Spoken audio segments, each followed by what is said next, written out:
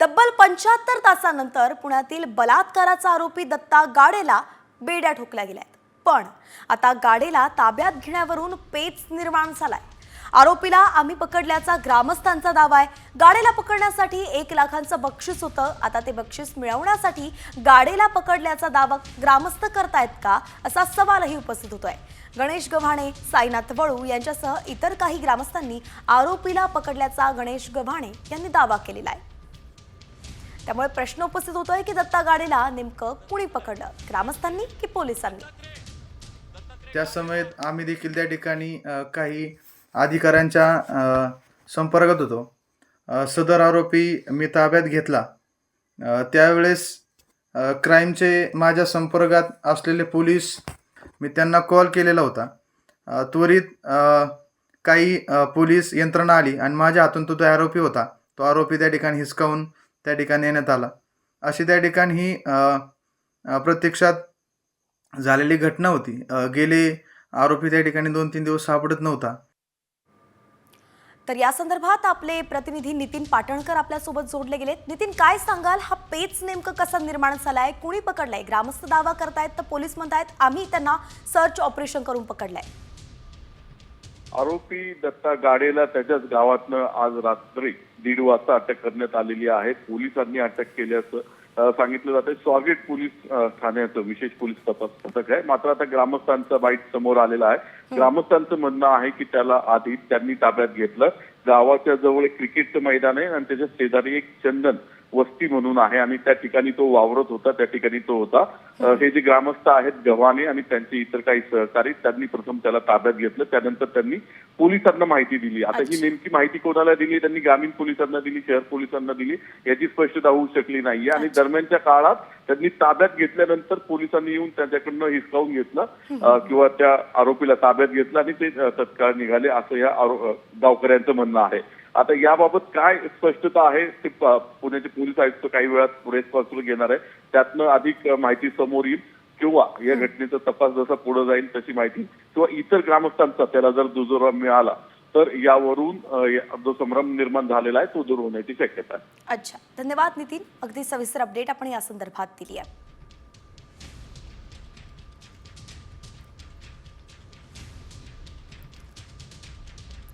तर एकीकडे गावकरी म्हणतायत नितीनला आम्ही पकडलाय म्हणून 1 लाखाचं बक्षीस आम्हाला मिळायला पाहिजे, परंतु पोलीस म्हणतायत की नाही, त्यांनी सर्च ऑपरेशन करून पकडलाय।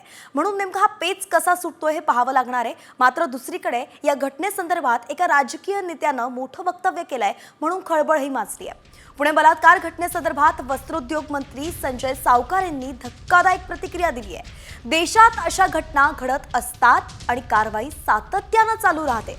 महिला असो किंवा पुरुष असो, सगळे सुरक्षित राहिले पाहिजेत। फक्त महिला सुरक्षित राहिल्या पाहिजेत, पुरुष नको असं नाही, असं विधान संजय सावकार यांनी केलंय। असं म्हणता येत नाही आहे एखादी घटना घडली म्हणून महिला सुरक्षित नाही असं नाही आहे। असं तर देशामध्ये म्हणाल तर घटना या घडतच असतं, कारवाई त्याच्याजवळ सातत्याने चालू असते। घटना या घडतच असतं, कारवाई त्याच्याजवळ सातत्याने चालू असते। महिला असो की पुरुष असो, प्रत्येकजण सुरक्षित राहायला पाहिजे। फक्त महिला सुरक्षित राहायला पाहिजे आणि पुरुष नको असं नाही आहे। तर संजय सावकार यांच्या पाठोपाठ एका अजून मंत्र्यानं सरकारमधील मंत्र्यांनाही अजब वक्तव्य केलेलं आहे। गृहराज्यमंत्री योगेश कदम यांनी हे वक्तव्य केलंय। घटनेवेळी पीडित तरुणी ओरडली का नाही, तिथे हाणामारी किंवा प्रतिकार झाला नाही, असं वक्तव्य योगेश कदमांनी केलेलं आहे। कदमांच्या याच विधानावरती आता उदय सामंतांनी उत्तर दिलंय। योगेश कदम यांना समज देऊ असं सामंत म्हणाले।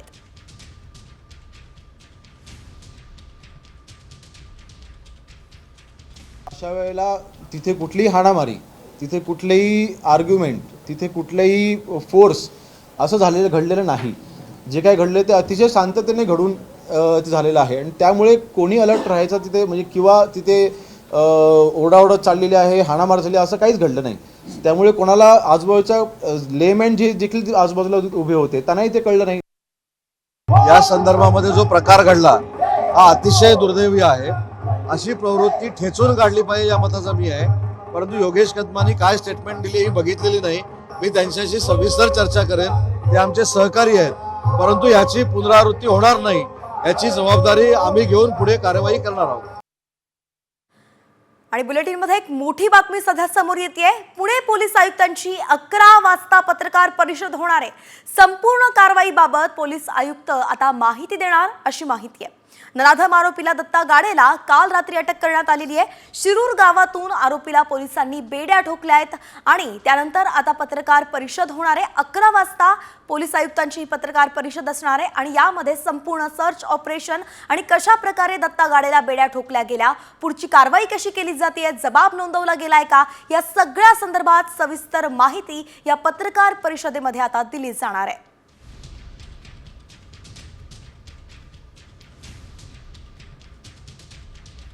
अगदी काही वेळात ही पत्रकार परिषद होणार आहे आणि त्याची प्रत्येक माहिती साम टीव्हीवरती आपण पोहोचवणार आहोत. तुर्तास राज्यभरात इतरही घडामोडी घडतायत, त्या सगळ्यांचा आता आपण वेगवान आढावा घेऊयात. राज्यातील आक्रोशित विद्यापीठांमधील सहाय्यक प्राध्यापक, सहयोगी प्राध्यापक आणि प्राध्यापक पदांवरील भरती प्रक्रियेवरती घातलेली बंदी गुरुवारी उठवण्यात आली. राज्यातील आक्रोशित विद्यापीठांमधील प्राध्यापक पदांच्या भरती प्रक्रियेला मान्यता देण्यात येते अशी माहितीच आता उच्च आणि तंत्र शिक्षण मंत्री चंद्रकांत पाटील यांनी दिली आहे. घर खाली करण्याबाबत भाडेकरू काही बोलू शकत नाही, कारण घराबाबत सर्व अधिकार हे घर मालकाचे असतात असं म्हणत सुप्रीम कोर्टानं घर रिकामं न करणाऱ्या भाडेकरूला खडसावलेलं आहे. करार संपला तरी घर खाली न करण्याच्या घटना वारंवार घडत असतात आणि म्हणून घर मालक आणि भाडेकरू यांच्यात वादही होतात.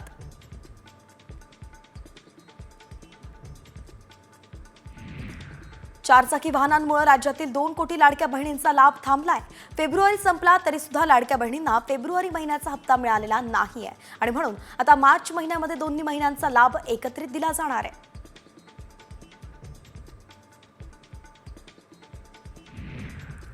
हाय सिक्युरिटी रजिस्ट्रेशन प्लेट बसवण्यासाठी राज्यात 3 खासगी कंपन्यांना कंत्राट देण्यात आलंय.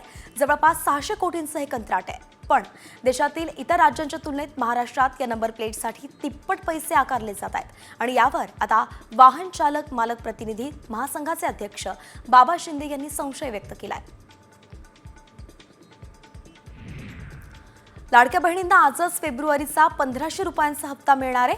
लाडकी बहिणींसाठी अर्थ विभागाकडून महिला आणि बालविकास विभागाला 3490 कोटींचा निधी वर्ग करण्यात आलाय.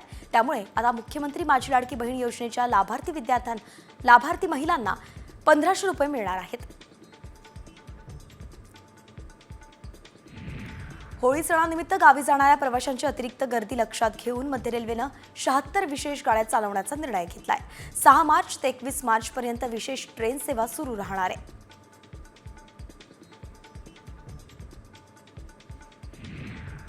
मध्य रेल्वेवरती शुक्रवार, शनिवार आणि रविवारी सलग 3 दिवस रात्रकालीन मेगा ब्लॉक असेल. छत्रपती शिवाजी महाराज टर्मिनसवरील फलाट क्रमांक 12 आणि 13 वाढवण्याचं काम सुरू आहे. मेगा ब्लॉक त्यामुळे घेण्यात येणार आहे. शुक्रवारी रात्री 11:15 शनिवारी सकाळी 4:15 तर शनिवारी रात्री 11:15 तर रविवारी सकाळी 9:15 हा ब्लॉक असेल.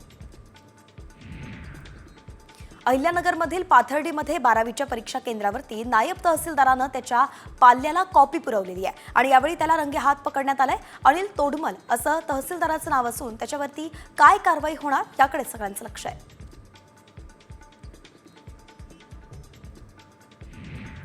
आज पहाटे बिहार, पश्चिम बंगाल, सिक्कीम आणि नेपाळच्या अनेक भागांमध्ये भूकंपाचे धक्के जाणवलेत.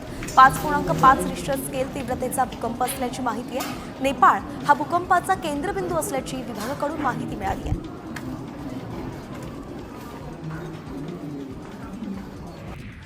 महाराष्ट्रात कधी नव्हे ते आता फेब्रुवारीतच रात्रीचं तापमान वाढतंय आणि त्यामुळे तापमानावरती आधारित तणावात भर पडू लागलेली आहे. दिवसाप्रमाणे रात्री सुद्धा उष्णता जाणवतीये आणि त्याचा परिणाम आरोग्यावरती होत असल्याचा निष्कर्ष वार्षिक अहवालात काढण्यात आलाय.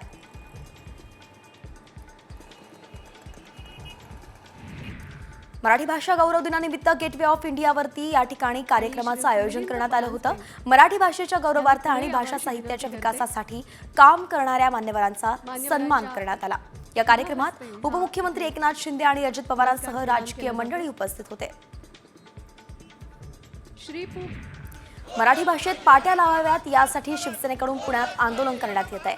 टिळक रस्त्यावरील शक्ती स्पोर्ट्स या दुकानाची मुख्य पाटी इंग्रजीत असून मराठीत छोटी पाटी लावण्यात आलेली आहे आणि या दुकानाच्या बाहेर शिवसैनिकांनी ढोल ताशा वाजवत आंदोलन केलं. आज मराठी दिनाच्या पार्श्वभूमीवरती ठाकरे सेनेकडून जनजागृती करण्यात येते. ठाणे मनपाकडून दरवर्षी मोठ्या प्रमाणात मराठी भाषा दिन साजरा करण्यात येतो, मात्र यंदा कोणताही कार्यक्रम आयोजित करण्यात आलेला नाहीये. याचाच निषेध व्यक्त करत मनसेचे नेते अविनाश जाधव यांच्या नेतृत्वाखाली मराठी फलक हातात घेऊन निदर्शनं करण्यात आली आहेत. तसंच पुढील वर्षी योग्य कार्यक्रम झाले पाहिजेत अशी मागणी अविनाश जाधवांनी केली आहे. मराठी भाषा दिनीच ठाणे महानगरपालिकेमध्ये मराठी माणसावरती अन्याय होत असल्याचं पाहायला मिळालं. मराठीतून MA झालेल्या कर्मचाऱ्यांना अतिरिक्त वेतनवाढ न देण्याचा निर्णय ठाणे पालिकेनं घेतलेला आहे आणि या संदर्भात ठाणे महानगरपालिकेनं एक परिपत्रकही जाहीर केलंय.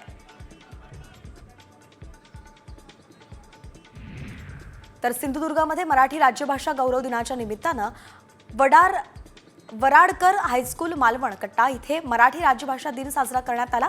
यावेळी कवी कुसुमाग्रज यांच्या प्रतिमेला पुष्पहार अर्पण करून वराडकर हायस्कूल ते कट्टा बाजारपेठ इथे मराठी भाषा रॅली काढण्यात आली. युरोपियन युनियनच्या अध्यक्षा उर्सुला बोन डेर लेयन या 2 दिवसांच्या भारत दौऱ्यावरती येणार आहेत. मुक्त व्यापार करार तसंच चीनवरती असलेलं अवलंबित्व कमी करण्याच्या विषयांवरती द्विपक्षीय चर्चा होणार आहे. या दरम्यान लेयन या पंतप्रधान नरेंद्र मोदींसह अन्य मंत्र्यांची भेट घेतील.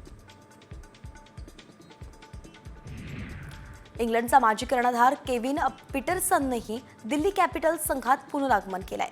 दिल्ली कॅपिटल्स संघाचा मेंटॉर म्हणून पीटरसनची नियुक्ती झालेली आहे आणि त्यामुळे 44 वर्षीय पीटरसन दिल्ली संघाला IPLच्या 18व्या हंगामात मार्गदर्शन करताना दिसणार आहे.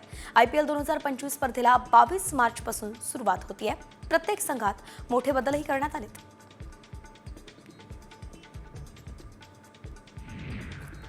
आणि आता एक अतिशय महत्त्वाची बातमी आहे.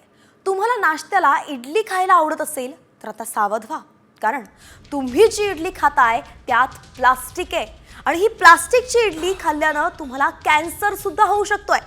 इडली आणि डोसा हे खूप चांगले ब्रेकफास्ट म्हणून मानले जातात, पण आता इडलीबाबत प्रश्नही उपस्थित केले जात आहेत. कर्नाटक राज्यातील 52 हॉटेल्समध्ये इडली बनवण्यासाठी पॉलिथिन पेपर वापरल्याचं आढळून आलंय. बंगळुरूमधील आरोग्य अधिकाऱ्यांनी दिलेल्या माहितीनुसार काही रेस्टॉरंट आणि विक्रेत्यांनी तयार केलेली इडली खाल्ल्यास कॅन्सरही होऊ शकतो. म्हणूनच केवळ बंगळुरूच नाही तर देशभरातील नागरिकांना सतर्कतेचा इशारा आता देण्यात आलेला आहे.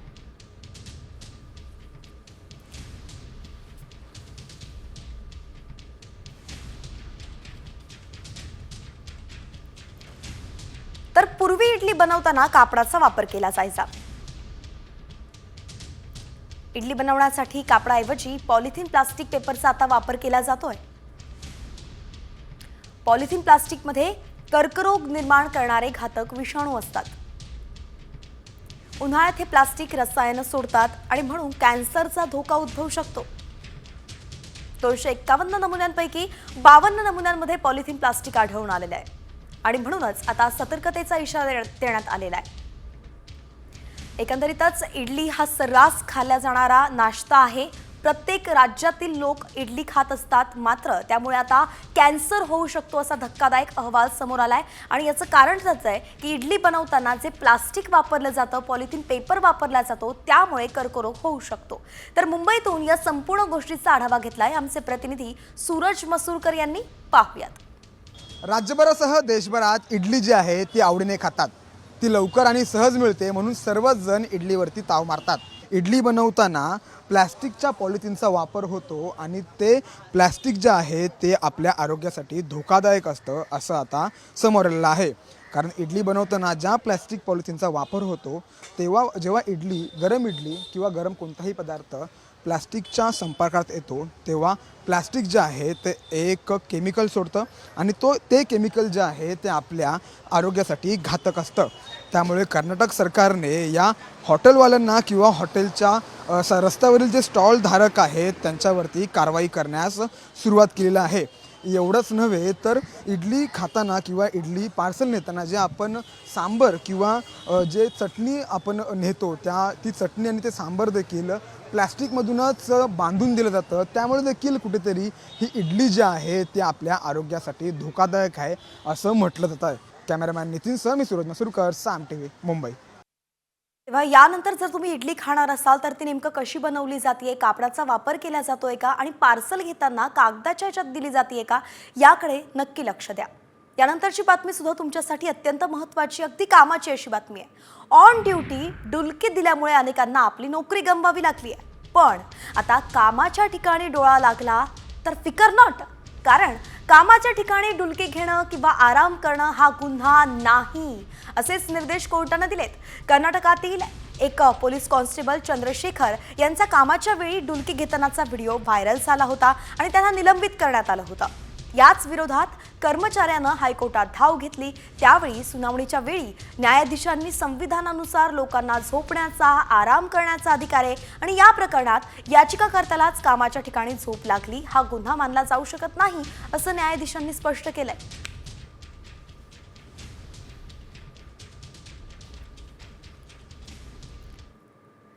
आणि यानंतरची बातमी धाराशिवमधून समोर येते. धाराशिव जिल्ह्यात चक्क मांडला बर्ड फ्लूची लागण झाल्याची शक्यता आहे. एकंदरीत आपण पाहतोय माणसाला बर्ड फ्लूची लागण झाल्याचं इथे कळत आहे. बर्ड फ्लूचा एक संशयित रुग्ण आढळल्याची धक्कादायक माहिती समोर येते. संशयित रुग्णांमध्ये बर्ड फ्लूची लक्षणं दिसून आलेली आहे आणि तपासणीसाठी आता स्वॅब टेस्ट सुद्धा घेण्यात आलेली आहे. या स्वॅब टेस्टमधून काय निष्पन्न होत आहे हे पाहावं लागेल. परंतु माणसाला बर्ड फ्लूची लागण होणं म्हणजे अतिशय गंभीर मानलं जात आहे.